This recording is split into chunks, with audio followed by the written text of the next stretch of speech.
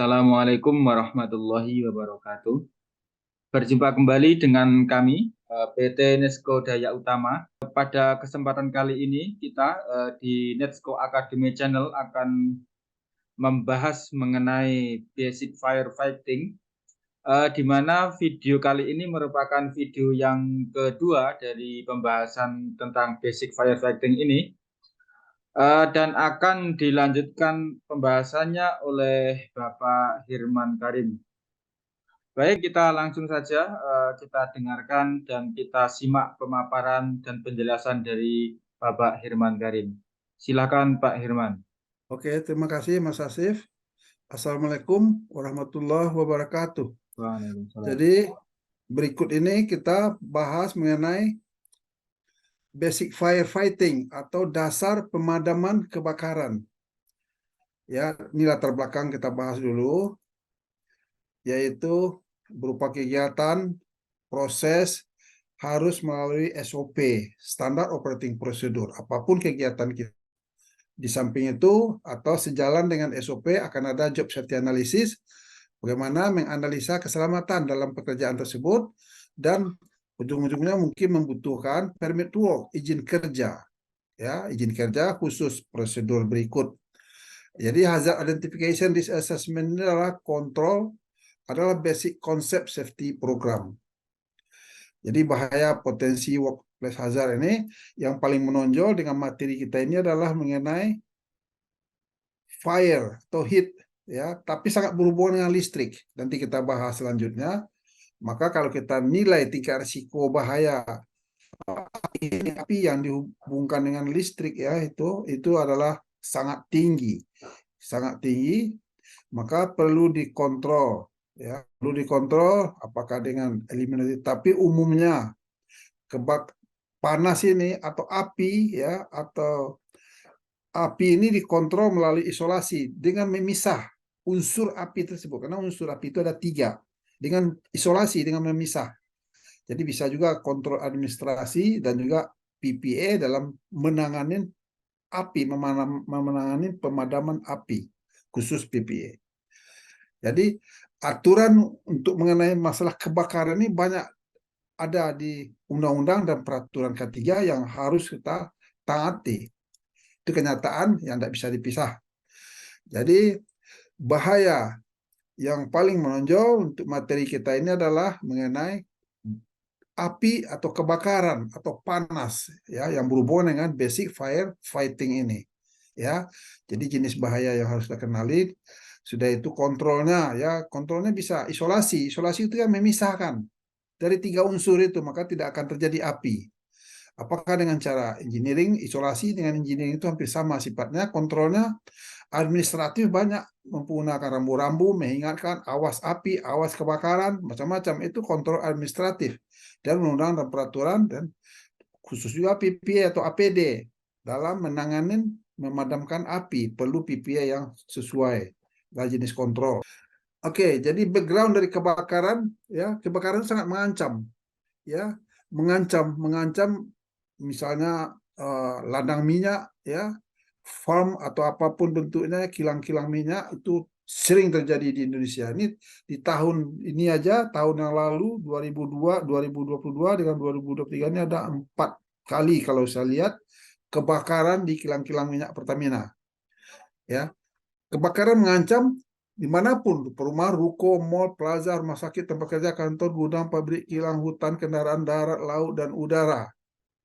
Kapanpun, siang, malam, pagi, sore, ya, sangat serius, sangat merugikan. Yang timbul, kerugian timbul bisa jiwa manusia, pekerjaan, harta benda, kendaraan, bangunan, pekerjaan, produksi material, dan lain terhalang semua. Dan ini kelihatan di sini nih, bagaimana grafik jumlah kejadian kebakaran ini di wilayah Kota Depok yang ada rekodnya, ya. Untuk di Indonesia tidak ada rekodnya, saya cari-cari di Google tidak ada. Dan kelihatannya di sini nih, mengalami kenaikan tiap tahun, ya, seperti tidak ada usaha dari pemerintah untuk memadamkannya. Jadi kita diminta kita pribadi, secara pribadi, perorangan diminta aktif memperkenalkan masalah kebakaran, bagaimana menghindarinya di keluarga-keluarga kita. Di samping di tempat pekerjaan tentu sudah mesti dan wajib sudah. Dan bagaimana biaya dari kejadian kebakaran, ya jumlah kerugian kebakaran di wilayah Kota Depok juga nih ada laporannya ya sampai tahun 2015. 2015 menurun, tapi dari 2010 sampai 2014 melonjak terus dengan nilainya 14 miliaran 797. Ya, ini catatan dari apa ini dari Kota Depok ya, wilayah Kota Depok. Jadi sangat serius sebenarnya kebakaran ini ya. Di kebakaran. Jadi berdasarkan laporan fisika Mabes Polri ya dikatakannya 20% dari kebakaran habis total, tidak bisa diharapkan. Ya, kebakaran ini rekodnya udah lama juga ya, tapi ini menunjukkan sifat jumlah kejadian ya, sudah itu kasus tempat kerjanya mungkin 76%. Kalau bukan tempat kerja 24. Jadi kasus tempat kerja itu banyak kebakaran. Ya, itu maksud di sini nih disampaikan oleh Markas Besar Polri ya. Jadi kalau di Amerika ya rekodnya dicatatkan di sini nih, ini tiap 17,3 detik pasti ada panggilan kebakaran ya, teriakan kebakaran dari penduduk untuk bisa direspon oleh pihak pemadam kebakaran. Tiap 17,3 detik ya. Di Indonesia ada rekodnya, belum ada ya. Fenomena kebakaran apa? Adanya penyimpangan standar K3 ya, karena orang tidak mengerti itu apa kebakaran, apa itu api. Itu permasalahan yang utama. Ini bentuk kerugiannya ya. Pertama, kerusakan yang terjadi akibat kebakaran. Bukan masalah kecil sebenarnya. Setelah itu korban jiwa juga ya, tidak sedikit yang meninggal akibat kebakaran. Berikut mengenai dampak lingkungannya, asap yang timbul ya. Ini juga permasalahan yang sering terjadi. Seperti tidak ada usaha yang signifikan dari pemerintah ya. Ya, jadi kita harus paham ini kebakaran ini atau api itu dimulai dari ada 3 unsur ya, dan adanya chain reaction istilahnya, kita bahas selanjutnya. Jadi proses pemadaman itu apa? Kita harus memisahkan dari 3 unsur ini. Apa aja unsur itu? Unsur itu adalah adanya oksigen. Oksigen tidak mungkin kita pisahkan karena oksigen itu ada di mana-mana. Ya, oksigen ada di kantong kita juga ada oksigen. Suhu temperatur mungkin bisa kita singkirkan. Bahan bakar juga mungkin bisa kita singkirkan agar api ini tidak nyala, padam gitu. Itu unsur yang apa namanya ini sifat dari api dan kebakaran yang paling penting kita pahamin. Oke. Oke, sekarang proses pemadaman ya. Pemadaman api. Jadi harus melaksanakan program mengisolasi, memisahkan ya. Kita memisahkan energi yang berbahaya ini ya. Yang 3 unsurnya harus dipisahkan. Ini aja sebenarnya. Kalau dia bisa dipisahkan, ya tidak pernah bertemu maka tidak akan ada api.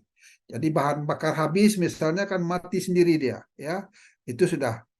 Jadi oksigen, ya kalau dilihat pahami gini kan, jadi ada oksigen, ada panas, lalu ada bahan bakar habis itu, maka akan mati. List api tersebut akan mati, ya. Jadi suhu mulai mendingin, ya itu sekarang yang harus kita pahamin. Sudah itu proses pemadaman selanjutnya kita pahamin adalah oksigen ada sudah jelas. Suatu ada temperatur ya, suatu ada material yang terbakar atau bahan bakarnya ada tersimpan.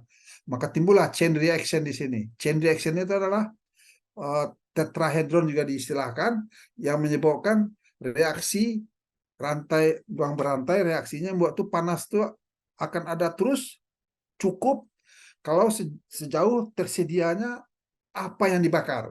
Apa yang terbakar itu kalau tersedia terus, oksigen atau udara ada terus, ya, dan temperaturnya mendukung terus, maka api itu akan tetap ada. Akan tetap ada sampai salah satunya habis. Makanya mungkin bahan bakarnya habis, mungkin dia berhenti. Sudah itu panasnya habis ya menjadi mendingin, mungkin berhenti. Itu sekarang permasalahan yang harus kita khusus ke sana. terjadi suhu mendingin, pemanasan terhenti. Ya, fuel bahan bakar dari, kalau cuma dua unsur dia tidak akan apa-apa, tidak akan menjadi api, gitu pemahaman di sini. Sekarang apa saja sumber kebakaran? Sumber kebakaran yang paling dominan itu adalah electrical equipment, ya, suatu friction, gesekan-gesekan, special fire hazard material, ada khusus ya material-material yang berbahaya yang mudah terbakar. Suatu welding, ya, welding, pengelasan, suatu open flames itu bunga api terbuka gitu ya. Suatu pemanas-pemanas di ruangan di rumah tangga, pemanas heater ya. Suatu permukaan-permukaan yang panas yang menimbulkan panas yang dibikin oleh listrik ya, bisa aja. Suatu smoking, merokok dan metal-metal yang panas. Suatu adanya spontaneous ignition, yaitu kebakaran dengan tiba-tiba. Suatu statik elektrik, ya, statik elektrik juga ini akan kita bahas nanti apa itu. Suatu housekeeping, housekeeping itu kerapian dan kebersihan yang tidak terjaga, itu akan menimbulkan kebakaran. Ini yang belum kita pahamkannya. Jadi yang tadi mengenai sampah-sampah dan bensin, bahan bakar, electric equipment menimbulkan panas, ya, itu yang akan menimbulkan kebakaran. Selanjutnya apa saja sumber kebakaran? Peralatan listrik, ya, motor, generator, ya, peralatan listrik itu sering. Switch, wiring, light ini adalah peralatan listrik, ya, yang di dinding atau yang di mana-mana dipasangkan di perumahan, ya, sudah itu yang terekspos ke flammable vapors, ke apa namanya, uap yang mudah terbakar macam debu, ya, gas dan fiber atau serbuk, ya, yang hadir itu bisa menimbulkan masalah khusus yang akan terjadi, ya. Suatu hazardous classified location ini maksudnya lokasi-lokasi yang diklasifikasikan khusus berbahaya. Ada juga misalnya kan, sudah itu ada kelas 1 misalnya kan, ada ini daerah atau lokasi kelas 1 itu adanya gas atau vapor yang sifatnya itu bisa meledak, terbakar. Ya, misalnya di kilang-kilang minyak itu biasa gitu, di perkebunan, di Pertamina gitu kan. Suatu yang kelas 2 adanya kehadiran dari debu yang mudah terbakar, seperti debu batu bara ya. Debu batu bara itu sangat sensitif terhadap panas. Kelas 3 adanya fiber atau apa namanya ini, serbuk-serbuk yang melayang di udara ya, itu juga bisa menimbulkan kebakaran. Ya, ini maksud yang harus kita pahamin. Penyebab kebakaran selanjutnya apa? Ya, ini berdasarkan apa, data-data ya, mengatakan di sini nih, kalau kompor itu 9% penyebab kebakaran. Kalau lampu cuma 1% lampu ya. Kalau LS ini adalah listrik, itu 63% menyebabkan kebakaran. Jadi sangat berhubungan kebakaran itu dengan listrik. Bayangkan 63%, ya. Kalau kok cuma 5%. Kalau hal-hal lain yang tidak dikenali mungkin 22%. Ya, ini yang penting kita pahamin ya, bagi kita orang safety. Jadi 63% karena listrik, kebakaran karena listrik yang harus kita ketahui ya. Oke, selanjutnya special fire hazard material, misalnya zat-zat kimia ya, sodium, potasium, decomposed violent dan presence of water, dia berhubungan dengan, kalau kena air ya bisa dia tuh langsung menimbulkan panas ya, kayak karbit ya, itu jenisnya. Itu decomposed, dia akan bisa meledak, dia nyala gitu kan secara langsung. Suatu jenis kimia yang yellow phosphorus ya, ini bisa menyala sendiri dia langsung kalau dia terekspos dengan udara. Jadi kena oksigen aja dia langsung bisa nyala gitu. Jenis kimia ya. Jadi kimia ini banyak yang berbahaya yang bisa menimbulkan kebakaran. Kalau salah urus kita, salah simpan bisa menjadi penyebab kebakaran.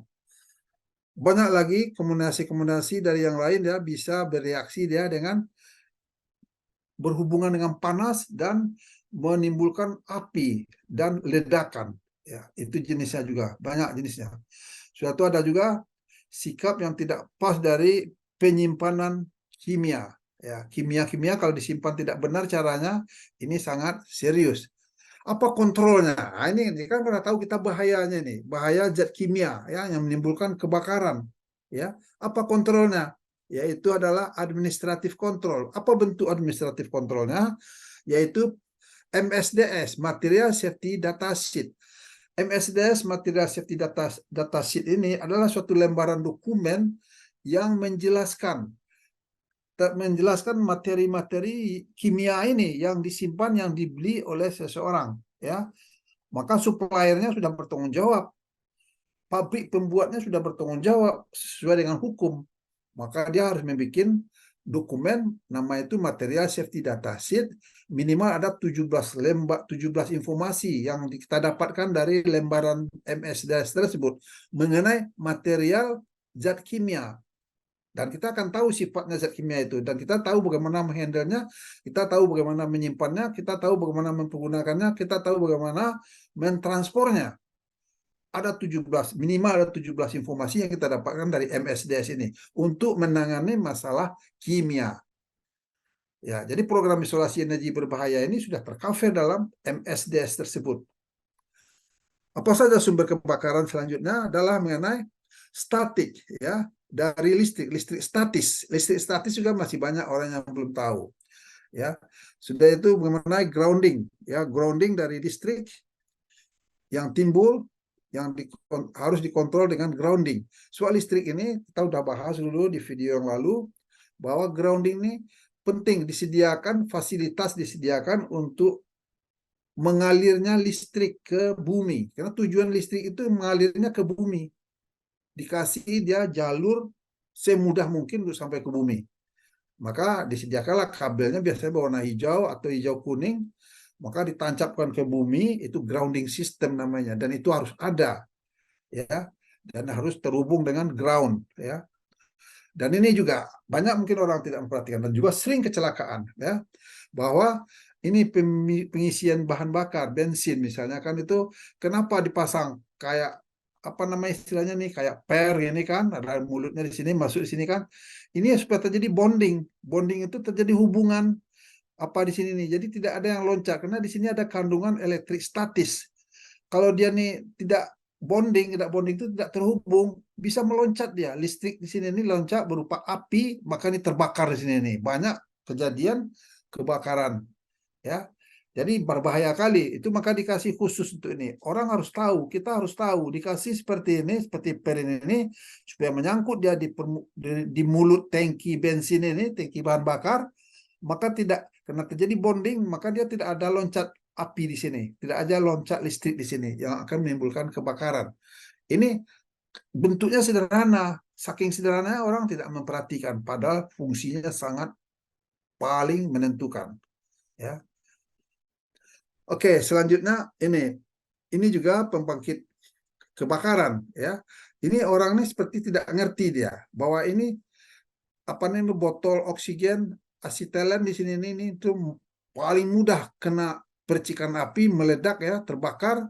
Dia menggerinda di sini nih, mungkin dia bukan menggerinda atau memakai alat potong las di sini nih, menyebut ke sini, tidak peduli dia, ya. Kalau diperhatikan ini bagi orang yang sudah mengerti, mungkin ada mungkin 15 bahaya yang ada di pekerjaan ini. 15 bahaya, 15 jenis bahaya yang perlu diketahui oleh orang yang bekerja di sini. Oke, panas.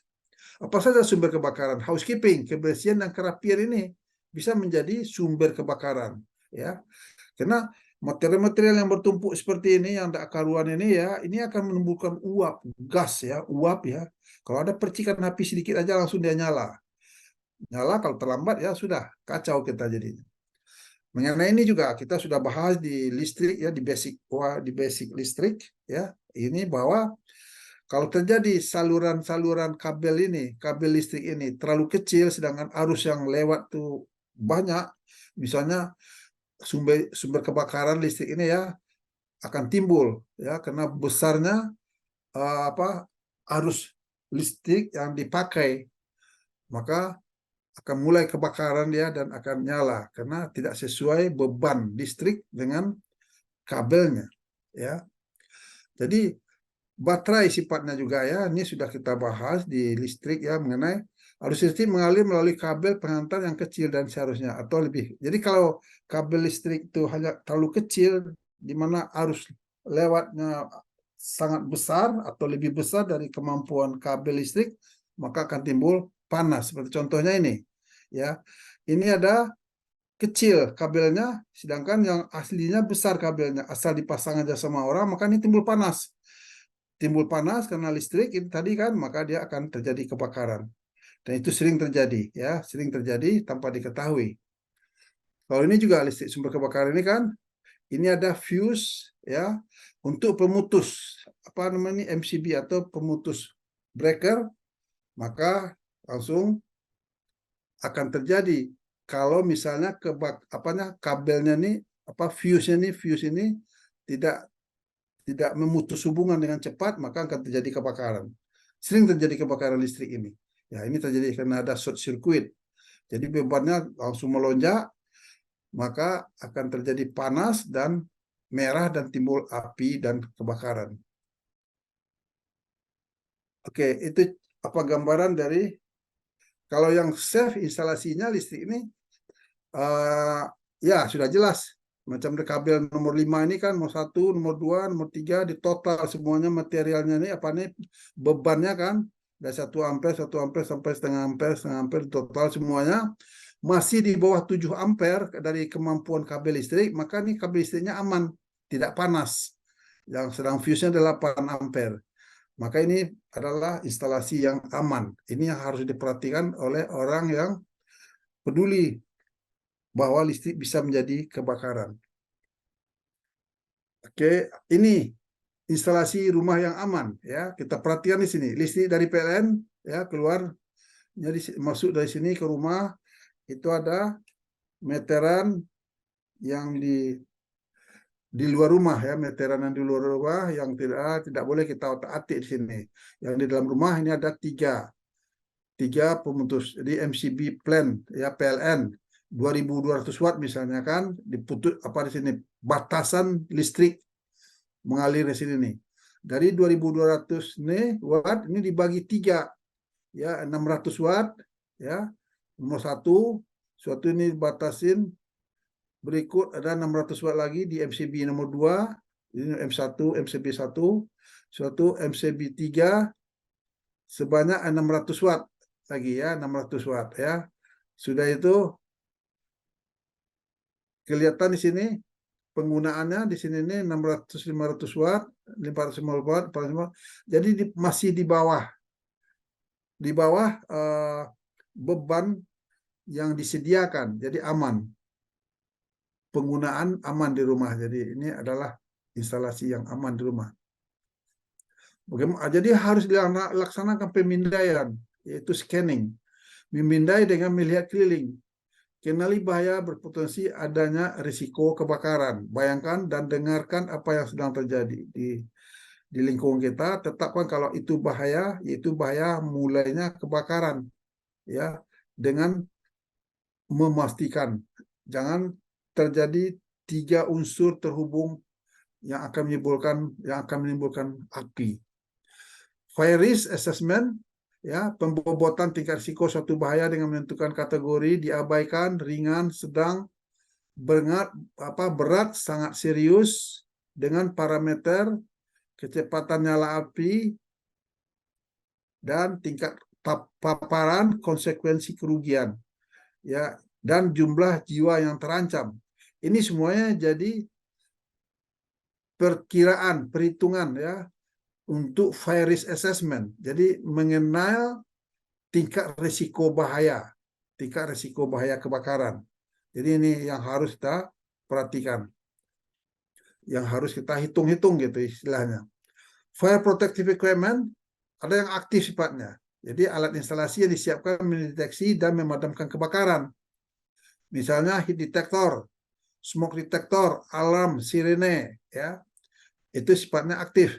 Bell bunyinya sprinkler, fire extinguisher, suatu hidran, hose reel, water cannon, fire nozzle dan lain-lain ya. Ini fire protection facility yang pasif alat sarana atau metode yang dirancang seperti apa misalnya. Pengendali penyebaran asap, panas, gas berbahaya dan lain-lain. Ya. Ini pengetesan fire hydrant, ya. Pengetesan bagaimana jangkauan semprotan fire hydrant ini, ya. Ini dia dari atas gedung bertingkat untuk melihat, karena harus diukur dengan tekanannya yang harus dirubah supaya pencapaian semprotannya sesuai dengan tujuan. Ya. Ini adalah fire hydrant fasilitas, ya, sprinkler yang ada di loteng itu terpasang di sini. Ini contohnya sudah itu, ini pengetesan sprinkler, ya, dikasih asap dia langsung bisa nyala, karena ada bagian yang kena panas dia akan rusak dan dia akan menyemprotkan air, ya, itu maka dia akan padam, ya, seperti ini. Jadi sprinkler ini adalah bahan yang berwarna merah ini, dia akan sensitif terhadap panas. Kalau dia panas maka dia akan pecah, maka dia akan muncrat air di sini nih sebagai pemadam, ya. Kalau ini sifatnya. Jadi pengetesan smoke detector juga, kalau ada asap di ruangan ini, maka dia akan berbunyi nih, sirine. Ya, ini pengetesan smoke detector. Ini menggunakan pemanas, ya. Pemanas ini nih, kalau dia dapat panas, kita coba testing pakai pemanas, maka dia akan nyala, dia akan memberi informasi ada kebakaran di ruangan ini. Ini testing main hydrant, ya, untuk diketahui kapasitas kemampuannya. Fire hydrant system ini, ya, disebutkan karena dalam sebuah bangunan, ya, bagaimana dia dalam sebuah bangunan adanya fire system ini, dan harus diperiksa sekali setahun, diperiksa, dipastikan masih berfungsi atau tidak. Di sistem kompartemen bangunan, treatment dan clothing fire hydrant, ya. Satu smoke control system, sarana pengendalian asap, sarana evakuasi, smoke dan fire damper, ya, ini fire damper yang untuk menahan kalau terjadi kebakaran, ya, bisa diperkecil dengan ditutupnya saluran-saluran udara, ya, untuk memastikan oksigen akan terhalang. Jadi itu istilahnya nih. Jadi fire stopping bisa menghentikan kebakaran gitu, api. Alat bantu evakuasi, rescue dan lain. Ya, ini berhubungan itu. Oke. Ini beda dari fire smoke dan fire smoke damper. Jadi damper itu, kita ulang lagi, itu menghalangi oksigen jangan masuk ke tempat terbakar, ke tempat atau ruangan terbakar. Jadi ada damper gitu. Ini damper. Ya, damper itu membuat udara, oksigen tidak masuk ke dalam ruangan yang terbakar, sehingga cenderung yang terbakar itu akan kecil, dia tidak marak gitu. Karena yang paling berbahaya adalah kalau kebakaran itu marak dia. Saat penyalaan bahan gas sangat mudah terbakar, ya, ini sifat penyalaan, ya. Suatu bahan cairan yang mudah terbakar, suatu bahan padat tidak mudah terbakar. Ini sifat-sifat dari hal yang mudah terbakar atau tidak. Fire dynamic, yaitu nyala akan dapat berlangsung apabila ada keseimbangan, ya, besaran angka yang hubungan segitiga api. Misalnya ada oksigen, ya, udara atau oksigen, suatu bahan bakar, suatu panas, temperatur. Jadi rate hubungan ketiga segitiga api tersebut antara lain adalah flash point. Jadi ada flash point, ya, ignition temperatur dan flammable range yang berhubungan dengan bahan bakar yang akan menjadi atau yang akan terbakar gitu. Flash point adalah suhu minimal yang diperlukan untuk menghasilkan sejumlah uap atau fume, ya, dalam bahan bakar, dan apabila uap ini diberi sumber nyala akan terbakar sesaat karena jumlah uap yang terbentuk belum cukup untuk terus menyala. Jadi ini sifatnya yang harus kita pahamin, ya. Suatu flammable range apa artinya adalah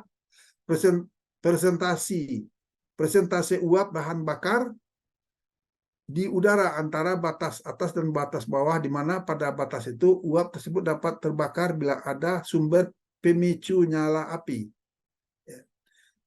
Ini bentuk jenis bahan bakar atau istilahnya minyak, bisa ini peanut oil, ini minyak kelapa sawit, ya, kalau nggak salah. Ini motor oil, suatu minyak bahan bakar fuel oil, satu ini minyak turpentin istilahnya ini metil alkohol, nafta dan gasoline. Jadi mempunyai flash point yang berbeda. Ya, sedangkan bensin itu atau gasoline itu di bawah 42, minus 42,8 flash pointnya, derajat Celciusnya. Kalau nafta ini 10 derajat Celcius dia baru akan menimbulkan fume, ya, akan menimbulkan nyala. Kalau kalau turpentin ini 35. Kalau peanut oilnya 282 derajat Celcius baru dia nyala. Kalau motor oil 2,15 derajat Celcius baru dia nyala. Kenapa motor oil ini perlu? Motor oil ini adalah oli yang dipakai untuk mesin-mesin. Ya, dia perlu dinyalakan, tak bisa nyala dia. Oli itu ya, oli yang kita pakai di mesin-mesin itu karena khusus ada aditif khusus untuk membuat dia tidak mudah menyala. Ya, ini pemahaman kita terhadap penyalaan yang penting dipahamin. Suatu apa perbedaan flash point? Flash point itu adalah titik nyala. Ya, suatu fire point adalah titik bakar. Suatu auto ignition temperature adalah suhu nyala, sedangkan flammable range adalah ambang batas daerah terbakar. Ini yang penting ada perbedaan. Apa perbedaan dari ini nih? Ini yang perlu kita pahamin dalam masalah api. Oke, saya rasa itu kita sampaikan dalam kesempatan yang sekarang. Oke, Mas Asif, terima kasih. Baik, terima kasih Pak Herman atas penjelasannya. Demikian tadi pembahasan mengenai basic firefighting di video yang kedua ini. Mungkin itu yang bisa kita sampaikan ya. Dan kita akan melanjutkan lagi di video-video selanjutnya mengenai basic firefighting ini. Untuk itu selalu ikuti Netsco Academy Channel dengan cara subscribe channel kami dan jangan lupa untuk like ataupun komentar di kolom yang tersedia. Baiklah, terima kasih atas perhatiannya. Kita berjumpa kembali di video-video selanjutnya. Terima kasih.